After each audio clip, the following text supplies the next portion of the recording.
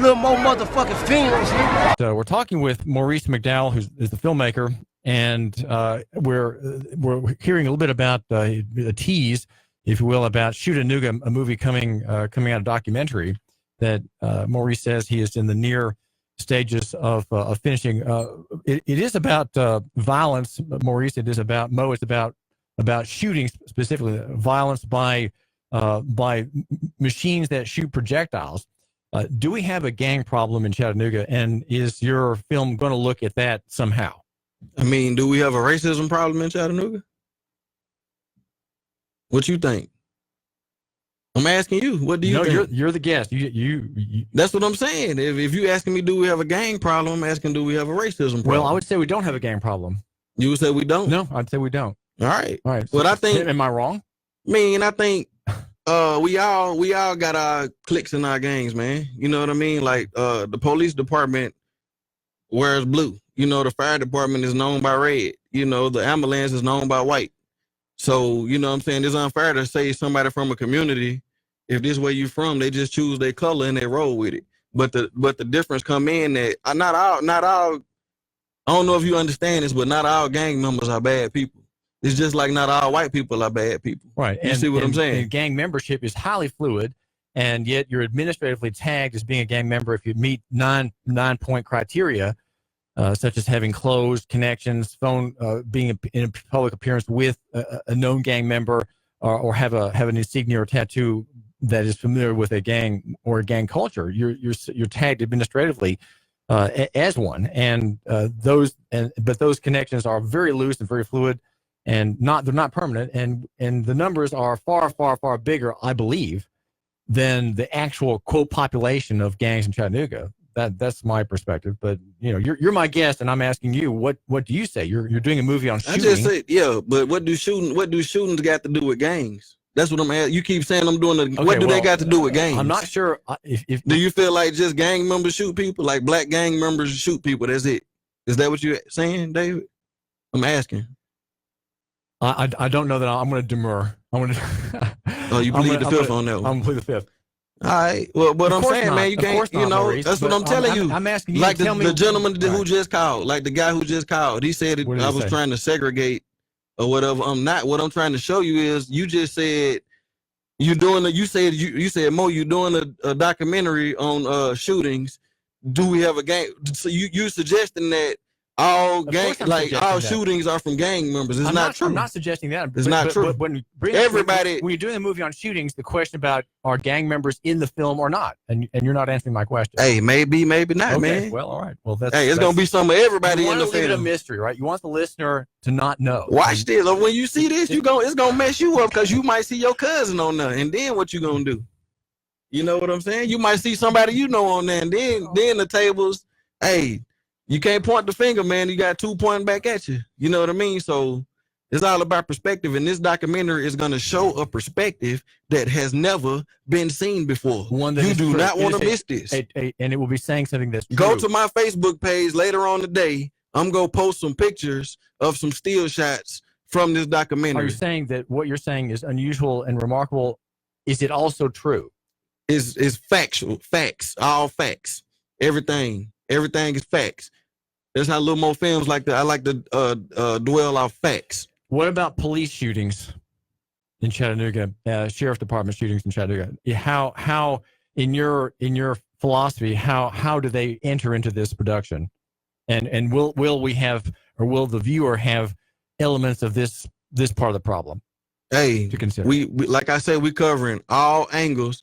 I'm not trying to avoid talking about it. It's just a lot of stuff I'm not allowed to talk about right now because I have to get restrictions on some of the stuff that I'm doing on what we're trying to show. And it's like real life stuff is very graphic and very detailed, and some stuff I'm just not allowed to speak on right now, but you will see. Well, you know, police have power for lawful summary extrajudicial executions of the citizenry. They do have that power.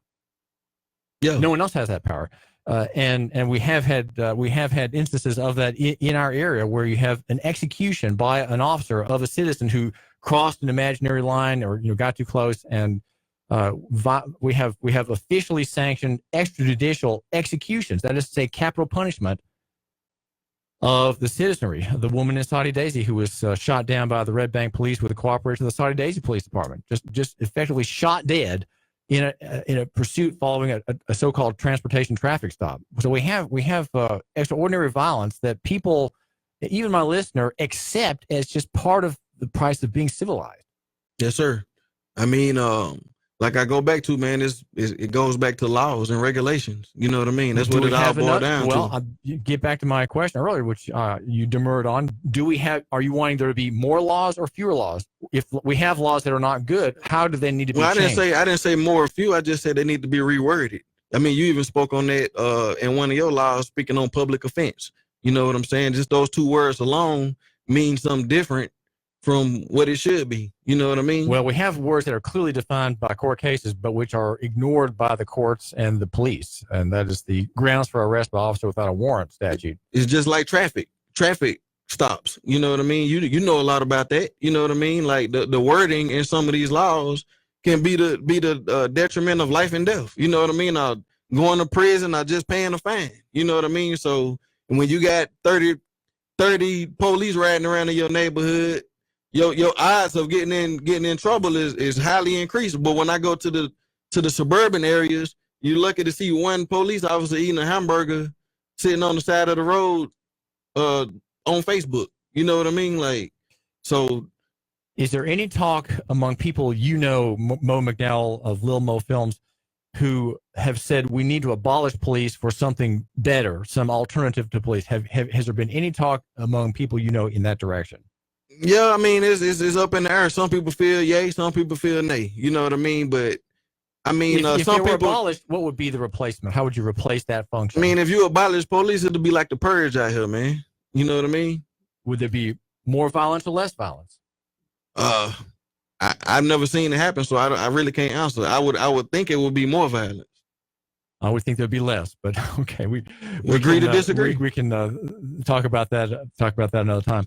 So the pitch, Maurice McDowell, is what? Tell just in a nutshell for the listener who's just joining us what this movie Shootanooga is about. What's in it? Who's in it? And what's the argument going to be? Look, man, we got people from all across, man. We covering all angles, black people, white people, etc.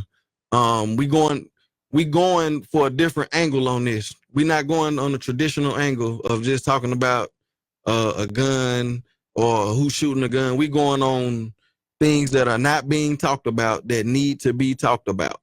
You know what I mean? Like why is somebody allowed to have 30 guns? You know what I mean? Like, or 5,000 bullets. Why is a citizen allowed to have this much ammo? You know what I mean? Like, and why is somebody like favoring restrictions on the Second Amendment right? No. This is one angle. I'm not favoring. This writer says 10,000. Yeah, you cutting me off. Him to 5,000. Yeah, you cutting me off. You cutting me off. What I'm saying is, when somebody has a felony on their record, they're not allowed to have a weapon. Period. But these felonies can come from, like I say, having marijuana. So now you have disqualified this person from living a fair fight. You know what I mean? If he get caught with a gun, now he got to go to prison. And he might be an outstanding citizen, just got caught with some marijuana. Might go to work every day. Might take care of his family. He just engaged in marijuana use. You lost the right to vote too. You see, in the end, you lost the right to vote. And so with 30 police riding around in your neighborhood every day, what you think gonna happen eventually? Well, certain people in whose neighborhood they are making their appearance, their infestation, there are going to be a lot more criminal records among those people than other people who you're don't not going have to be able to the carry pleasure of that kind of company. And you're not going to be able to carry. So if we're going to carry, let's be fair about it. You know what I mean? Well, our founding, though it did include slavery, it did have also the idea that an armed citizenry is a free citizenry. And if it wasn't for guns, it would have never been no slavery. The idea of the armed citizen is that the armed citizen is free, and if there has to be a drastic step taken where a weapon is actually drawn in self-defense for the protection of the innocent and the weak, that defense is made right there. We don't have to have highly professionalized military security and surveillance systems if the citizens are generally self-protecting, honorable, and armed. If you have a disarmed citizenry, then you have to have the centralization of that function in the police and the police state. That's how the police state justifies its existence, by continually promoting fear. Is that what your movie's doing? Are you going to promote fear, or Not- are you not going to give solutions? Not promoting fear, man. We offering solutions to how we view each other as people. You know what I mean? It's a bad vibe between this race and that race. We trying to null all that and just understand that we all people at the end of the day, and we all have different perspectives, but we have to respect each other's perspective. Well, we are talking with Maurice McDowell. Mo McDowell, thank you so much for being on the show today. Appreciate No problem, it man. Y'all make sure y'all check me out on Instagram and Facebook, Lil Mo Films. Subscribe to my YouTube. If you want to know the truth about Chattanooga, check it out. That's Lil Mo Films. Again, thank you so much. Little more motherfucking films, nigga.